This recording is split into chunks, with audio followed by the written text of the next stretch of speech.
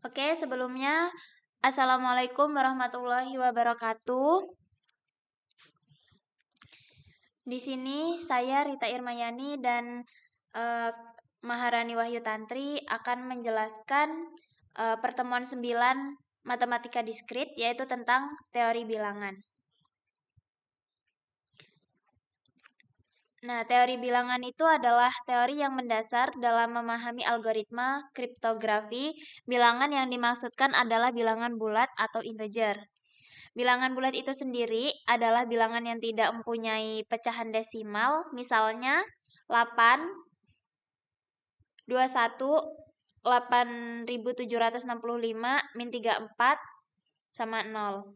Berlawanan dengan bilangan bulat adalah bilangan real yang mempunyai titik desimal seperti 8,0, 34,25, 0,02.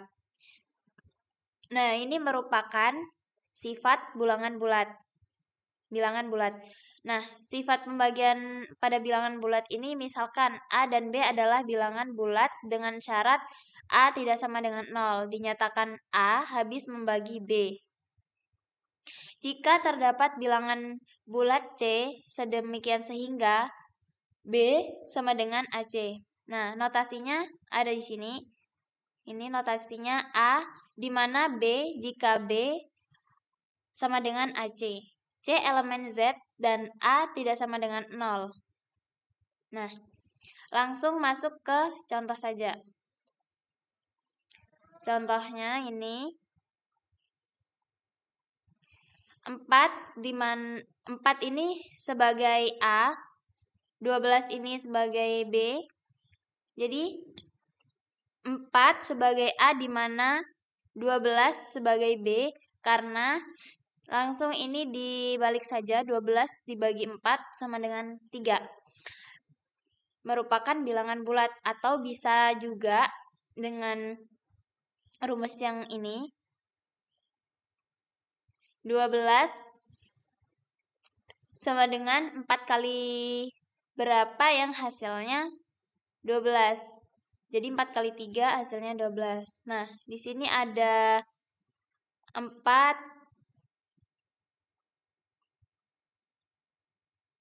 sama 13. Dimana 4 ini kan sebagai A tadi. Nah, 13 ini sebagai B.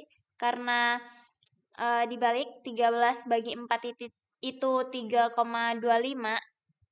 Ini kan bukan bilangan bulat, ada komanya. Nah, selanjutnya pembagi bersama terbesar atau PBB. Misalkan nih, A dan B adalah dua buah bilangan bulat tidak 0, pembagi bersama terbesar. PBB dikurang greatest common divisor dari A dan B adalah bilangan bulat terbesar D sedemikian sehingga D di mana A dan D di mana B. Dalam hal ini kita menyatakan bahwa PBB A, B sama dengan D. Nah, langsung ke contoh aja.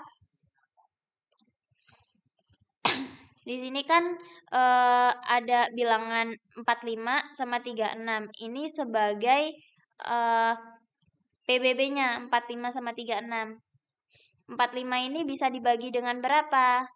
45 ini bisa dibagi dengan 1, 3, 5, 9 sama 15 sama 45. Lalu yang 36 ini bisa dibagi sama berapa? 1, 2, 3, 4, 9, 12, 18, 36. Nah, faktor pembagi bersama dari 45 dan 36 itu adalah yang sama kan. Di sini kita cari yang sama. 1 sama 45 sama 36 ini kita cari yang sama. Ini 1 sama 3 ini sama, 9 ini sama. Nah, maka PBB 4536 itu adalah 9. Kenapa 9? Tadi kan syaratnya itu kan bilangan bulat terbesar. Jadi di antara 3 ini tadi yang sama dan yang paling besar ini bilangannya adalah 9. Oke. Selanjutnya itu teorema Euclidean. Nah, misalkan M dan N adalah dua buah bilangan bulat dengan syarat N lebih besar dari 0. Jika M dibagi dengan N, maka terdapat dua buah bilangan bulat unik Q atau dan R sedemikian sehingga. Nah, ini rumusnya. M sama dengan NQ plus R dengan 0 kurang dari sama dengan R kurang dari N. Nah, langsung ke contoh aja nih. Contohnya 1987 dibagi 97. Ini kan 1987 ini kan sebagai M-nya nih. Nih sebagai M-nya. Dan 97 ini sebagai N. Jadi 1987 dibagi dengan 97 itu hasil baginya itu berapa? Ada 20 dan sisanya itu 47. Biar bisa memenuhi ini. Yang ini. Nah, jadi bisa juga 97 dikali 20 plus 47. Jadinya hasilnya ini 1987. Intinya bisa memenuhi 1987. Nah, selanjutnya algoritma Euclidean. Algoritma Euclidean ini adalah algoritma untuk mencari PBB dari dua buah bilangan bulat. Euclid, penemu algoritma Euclidean adalah seorang matematikawan Yunani yang menuliskan algoritmanya sebagai algoritmanya tersebut dalam bukunya yang terkenal, Elemen. Diberikan dua buah bilangan bulat, bukan negatif, bukan negatif M dan N. M lebih kecil dari N. Algoritma Euclidean berikut mencari pembagi bersama terbesar dari M dan N. Nah, di sini algoritma Euclidean kan. Nah, ini langkah yang pertama, jika N sama dengan 0, jika N sama dengan 0, maka M adalah PBB M dan N. Kalau semisal dia N-nya ini langsung N sama dengan 0, berarti berhenti. Tetapi jika N-nya ini bukan sama dengan 0, N-nya bukan sama dengan 0, lanjutkan ke langkah 2. Nah, bagilah M dengan N, dan misalkan R adalah sisanya. Ganti nilai M dengan nilai N dan nilai N dengan nilai R, lalu ulang kembali ke langkah yang pertama. Nah, ini bisa dilihat contohnya. M-nya kan 80 nih, N-nya 12. Dan dipenuhi syarat M itu harus lebih besar dari N. M-nya tadi 80. Nah, di sini ini 80 dan N-nya ini tadi 12. Ini N-nya 12. Lalu dari sisa hasil bagi ini tuh adalah 6. 80 sama 12 ini tadi. Sisa hasilnya kan 6. Biar bisa memenuhi 12 kali 6 kan 72. Gimana caranya bisa memenuhi 80 ini? Nah, ditambah 72 tadi, ditambah sama 8 ini. Jadinya 80. Setelah itu, yang 12 ini turun, yang 8 ini juga turun. Nah, lalu 12 sama 8. Sisanya kan 1 nih. Kalau semisal dibagi, sisanya 1. 8 kali 1, 8. Biar bisa memenuhi 12 ini, ditambah berapa? Tambah 4. Nah, setelah itu 8 ini turun, 4 ini turun. Jadi 8 bagi 4 kan 2. Jadi di sini hasilnya 0 karena sudah habis. Jadi sisa pembagian terakhir sebelum 0 ini kan adalah 4 kan tadi di sini. Maka PBB 80 sama 12 itu adalah 4 gitu. Jadi di sini hasilnya yang paling terbesar kan? Seperti yang sudah dijelaskan di atas tadi. Selanjutnya di sini ada relatif prima. Yang pertama, dua buah bilangan bulat A dan B dikatakan relatif prima jika PBB A dan B sama dengan 1. Contoh, 20 dan 3 relatif prima sebab PBB 20,3 itu adalah 1. Nah, begitu juga dengan 7 dan 11 relatif prima karena PBB 7 dan 11 itu adalah 1 juga. Tetapi 20 dan 5 ini tidak relatif sebab PBB 20,5 ini 5 ini tidak sama dengan 1. Jadi dia dikatakan tidak relatif. Ini tidak relatif prima. Yang selanjutnya, yang kedua, jika A dan B relatif prima, maka terdapat bilangan bulat M dan N sedemikian sehingga M plus NB sama dengan 1. Contoh, bilangan 20 dan 3 adalah relatif prima karena PBB 20,3 itu kan 1. Atau dapat ditulis 2 dikali 20 di plus min 13 kali 3 itu hasilnya 1. Jadi dikatakan relatif prima. Nah, kalau ini dengan M sama dengan 2 dan N sama dengan min 13. Tetapi 20 dan 5 itu tidak relatif prima karena PBB 20,5 tadi itu kan hasilnya 5 tidak sama dengan 1. Nah, ini seperti yang ini. Sehingga 20 dan 5 tidak dapat dinyatakan dalam M kali 20 plus N kali 5 sama dengan 1. Selanjutnya, aritmatika modulo. Misalkan A adalah bilangan bulat dan M adalah bilangan bulat lebih besar dari 0. Operasi A modulus M dibaca A modulo M. Memberikan sisa jika A dibagi dengan M. Nah, notasinya nih. Notasinya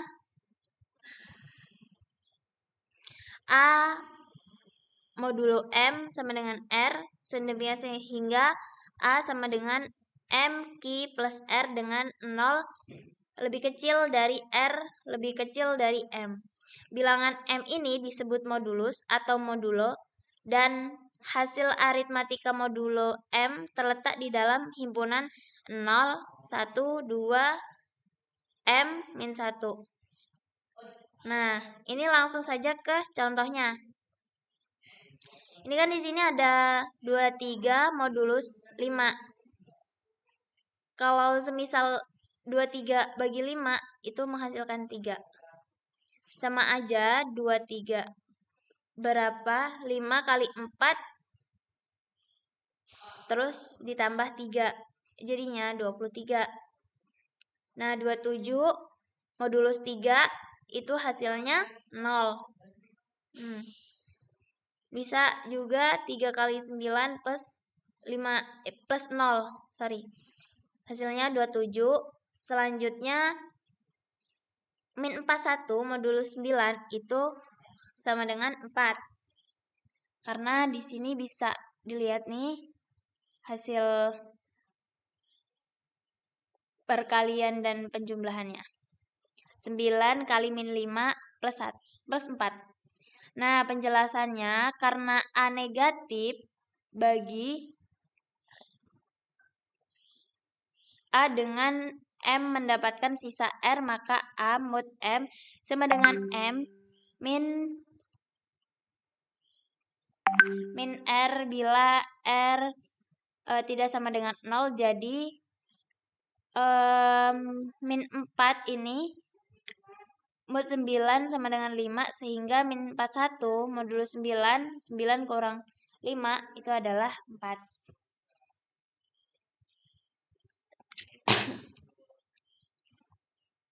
Selanjutnya, ini yang kongruen. Nah, misalkan nih A dan B bilangan bulat dan M adalah bilangan lebih besar dari 0, maka A sama dengan ini bisa dibilang sama dengan ataupun kongruen. B mod M jika M habis membagi A kurang B. Misalnya 38 ini mod 5. Hasilnya kan 3 nih. Dan 13 mod 5 hasilnya juga 3. Maka dikatakan 38 sama dengan 13 mod 5. Nah, ini ada keterangannya. Dibaca 38 kongruen karena 13 dalam modulo 5. Selanjutnya, jika A tidak kongruen dengan B dalam modulus M, maka ditulis A tidak kongruen dengan B modulus M, gitu. Nah, ini ke contohnya nih. Contohnya ini ada 17 kongruen 2 modulus 3. Jadi 3 ini habis membagi 17 dikurang 2, itu hasilnya 15. Ini min 7 kongruen 15 modulus 11. 11 habis membagi min 7, min 15 sama dengan min 22. Lalu di sini ada 12 kongruen tidak kongruen, 12 tidak kongruen 2 modulus 7. Ini 7 ini tidak habis membagi 12. Dikurang 2 sama dengan 10. Karena kan ini tadi tidak kongruen. Ini juga min 7 tidak kongruen 15 modulus 3. 3 tidak habis membagi min 7, min 15 sama dengan min 22. Nah, selanjutnya balikan modulo. Modulo atau inverse. Di dalam aritmatika bilangan real, inversi atau inverse dari perkalian adalah pembagian. Contoh nih, inverse 4 adalah 1/4 sebab 4 dikali 1/4 itu hasilnya 1. Di dalam aritmatika modulo, masalah menghitung inverse modulo lebih sukar.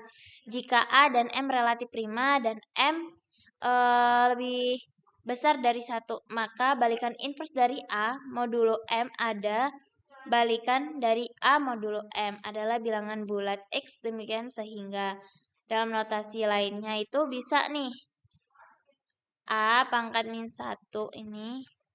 Oh, ini X ini lanjutan sehingga X kongruen XA kongruen 1 modulus M.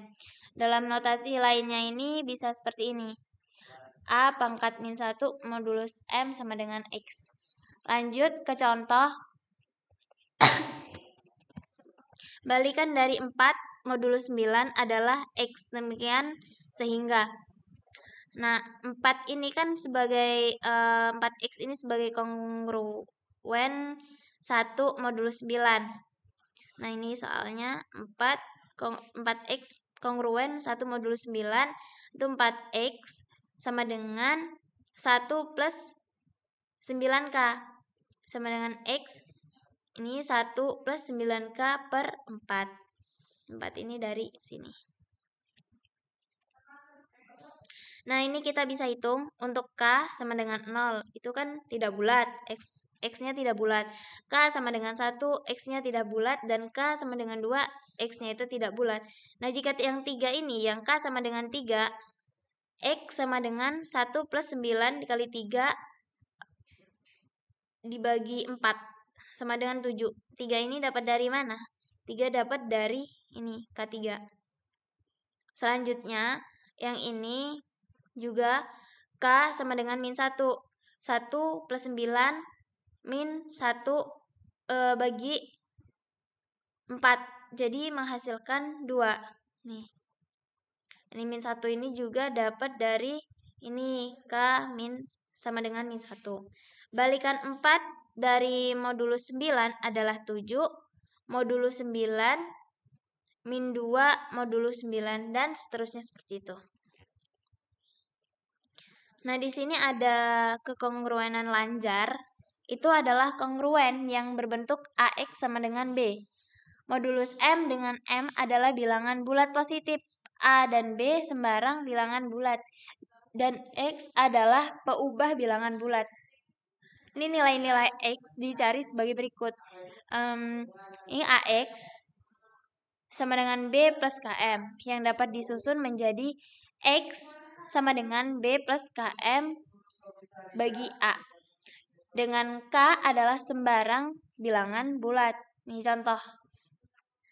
Tentukan solusi 4X sama dengan 3. Ini bisa dibilang sama dengan atau kekongruenan itu bisa. Modulus 9 dan 2X sama dengan 3 modulus 4. Nah, penyelesaiannya nih. 4X 3 modulus 9 sama dengan ini X. Yang 4 ini akan pindah ruas. Dia akan kebagi 3 plus K kali 9 bagi 4. 4 ini dari yang 4X ini. Nah, selanjutnya seperti langkah-langkah yang tadi yang sudah saya jelaskan, ini sama aja langkahnya. K sama dengan 0, X 3 plus 0 plus 9 dibagi 4, hasilnya 3/4. Jadi bukan solusi. Kalau dia hasilnya berperan. K sama dengan 1, X 3 plus 1 kali 9 dibagi 4. Itu menghasilkan 3. Berarti ini bisa dibilang solusi. Terus di sini K sama dengan 2, X 3 plus 2 kali 9 bagi 4, 21/4 bukan solusi. K sama dengan 3, K sama dengan 4 tidak menghasilkan solusi juga. K sama dengan 5, X 3 plus 5 kali 9 dibagi 4 sama dengan 12. Nah, selanjutnya ini K sama dengan min 1, X sama dengan 3 min 1 kali 9 dibagi 4, hasilnya min 6/4 bukan solusi. K sama dengan min 2, di sini X sama dengan 3 kurang 2, 9 dikali 9 dibagi 4, min 15/4 bukan solusi. Dan yang terakhir ini K sama dengan min 3, X sama dengan 3 dikurang 3 dikali 9 tadi dibagi 4 sama dengan min 6. Nah, K sama dengan min 6, X 3 dikurang 6 dikali 9 dibagi 4 itu min 15. Nah, langkah yang ini 2X kongruen 3 modulus 4, X sama dengan 3 plus K plus 4. Nah, 2 ini dibagi 2 dari sini. Karena 4K ini kan genep ya. Dan 3 ini ganjil. Maka penjumlahannya menghasilkan ganjil. Sehingga hasil penjumlahan tersebut jika dibagi dengan 2 tidak menghasilkan bilangan bulat. Dengan kata lain, tidak ada nilai-nilai X yang memenuhi 2X sama dengan 3 modulus 4. Dan penjelasan selanjutnya akan dijelaskan oleh Kak Tantri. Kepada Kak Tantri dipersilahkan.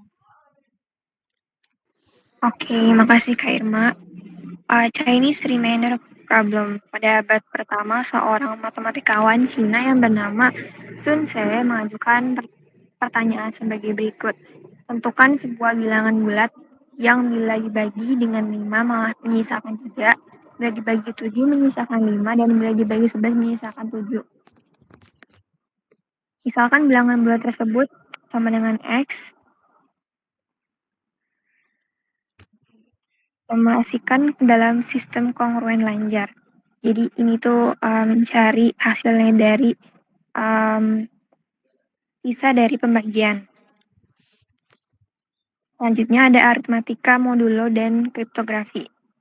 Aritmatika modulo cocok digunakan untuk kriptografi karena dua alasan, yaitu pertama, oleh karena nilai-nilai aritmatika modulo berada dalam himpunan berhingga 0 sampai modulus M1.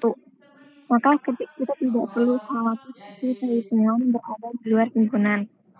Karena itu, kedua, karena kita bekerja dengan bilangan bulat, maka kita tidak khawatir kehilangan informasi akibat pembulatan atau round out, sebagaimana pada operasi bilangan real.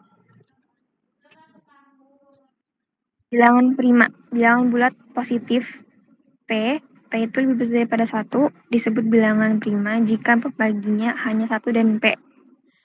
Jadi sebuah bilangan dikatakan prima kalau dia itu habis dibagi 1 dan habis dibagi oleh bilangan itu sendiri.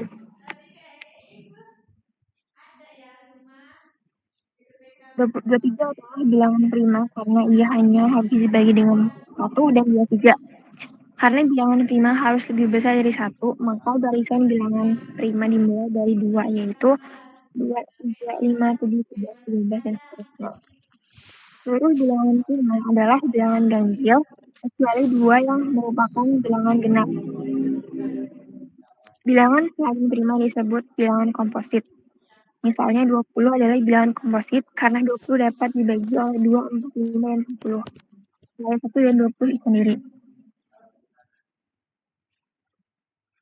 Berikut aplikasi teori bilangan yang diterapkan di kehidupan sehari-hari. Yang pertama ada ISBN atau International Book Serial Number. Kode ISBN yang ada di buku itu terdiri dari 10 karakter. Biasanya dikelompokkan dengan garis. Misalnya 0, strip 3, 0, 1, 5, strip 4, 5, 6, 1, strip 9. Kalau di sini kan kodenya ada 10 ya. ISBN terdiri atas 4 bagian kode. Kode yang mengidentifikasi bahasa, kode penerbit, kode unik untuk buku tersebut, dan karakter uji. Angka atau huruf 10. Karakter uji itu rumusnya sebagai berikut. Sigma dari I sama dengan 1 sampai 10. I dikali XI sama dengan 0 mod 11. Nah, karena dia ada 10 karakter di yang ISBN yang kita contoh ini di bawah ini, maka sigma I sama dengan 1 sampai 9, I kali XI mod 11. Itu merupakan karakter uji yang kita coba cari.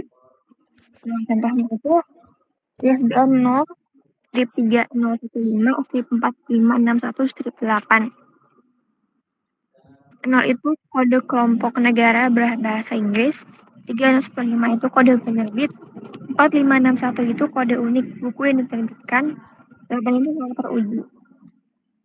Nah, dari rumus tadi yang sigma I sama dengan 1 sampai 9 itu, kita jumlahin, I-nya itu kan 1 sampai 9 tuh. Nah, 1 itu dikali dengan 0. Kenapa 0? Karena kan dari contohnya tadi kan, dari kode ISBN pertama tadi kan 0. Coba indeks pertama itu kan 0 ya. Indeks kedua 3, indeks ketiga 0, 1 dan 5, dan terus sampai 8 tuh. Nah, pertama itu kita kaliin 1 dikali 0, ditambah 2 dikali 3, ditambah 3 dikali 0, ditambah 1 ditambah 5, 4 dikali 1 ditambah 5 dikali 5, tambah 6 kali 4, tambah 7 kali 5, tambah 8 kali 6, tambah 9 kali 1, sama dengan 191.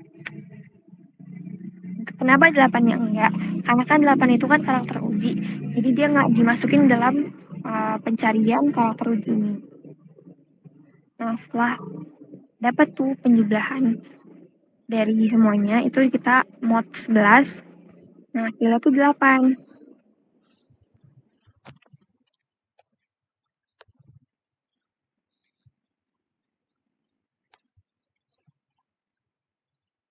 Berarti si ISBN itu dia benar karena kan sesuai gitu karakter ujinya sama karakter uji yang kita dapat.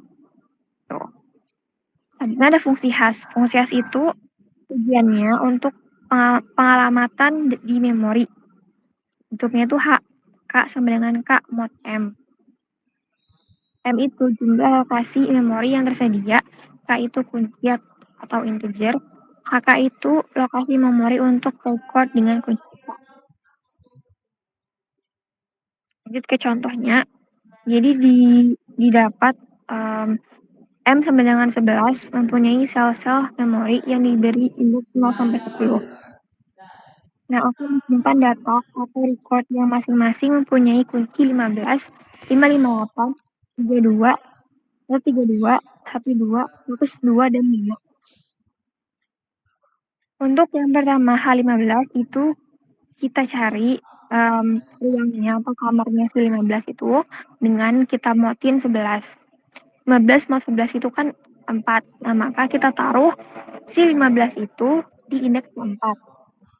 Nah, selanjutnya H558 itu kita modin 11 ditambah 8. Nah, berarti kamar si 558 itu ada di indeks ke-8. Dan seterusnya sampai indeks sampai kunci yang kelima, yaitu ada di kamar nomor 5. Kolisi atau collision terjadi jika fungsi khas menghasilkan nilai H yang sama untuk K yang berbeda. Jika terjadi kolisi, set elemen berikutnya yang kosong. Fungsi khas juga digunakan untuk melocate elemen yang dicari. Selanjutnya ada kriptografi, dari bahasa Yunani yang artinya secret writing. Kriptografi adalah ilmu dari seni untuk menjaga keamanan pesan. Algoritma kriptografi atau cipher itu aturan untuk enskripsi dan deskripsi, fungsi matematika yang digunakan untuk enskripsi dan deskripsi. Ada yang namanya kunci. Kunci itu adalah parameter yang digunakan untuk transformasi, enciphering, dan deciphering. Kunci bersifat rahasia, sedangkan algoritma kriptografi tidak rahasia. Pesan, yaitu data atau informasi yang dapat dibaca dan dimengerti maknanya. Nama lainnya itu adalah plain text. Pesan dapat berupa teks, gambar, audio, dan video. Pesan ada yang dikirim atau disimpan di dalam media penyimpanan. Hypertext, pesan yang telah disandikan sehingga tidak memiliki makna lagi. Tujuannya agar pesan tidak dapat dimengerti maknanya oleh pihak lain. Hypertext harus dapat juga kembali ke bentuk semula. Contoh dari kriptografi itu,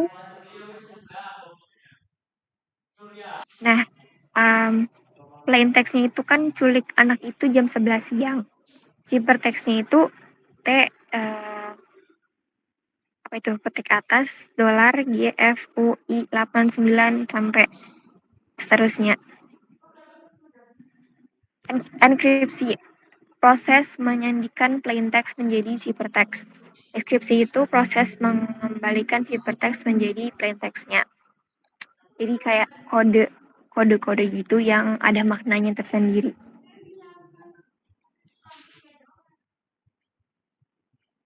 Contoh enkripsi pada dokumen.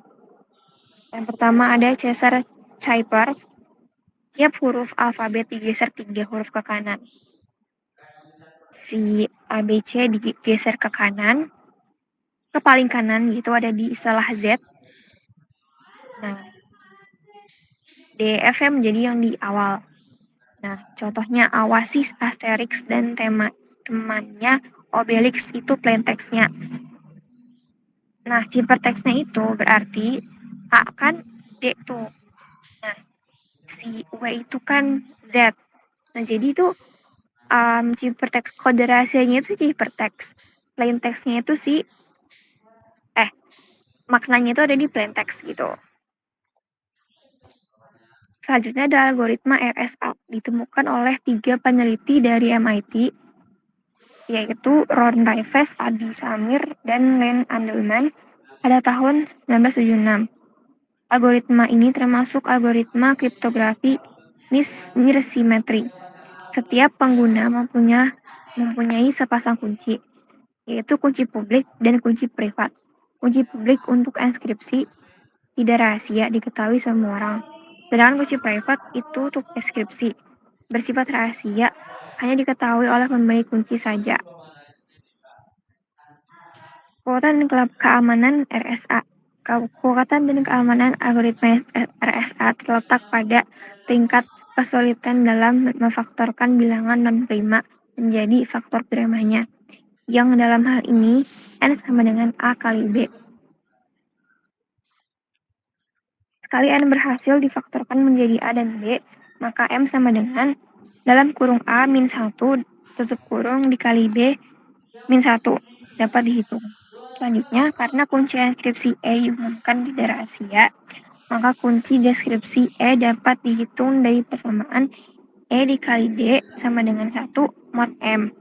Ini berarti proses deskripsi dapat dilakukan oleh orang yang tidak berhak.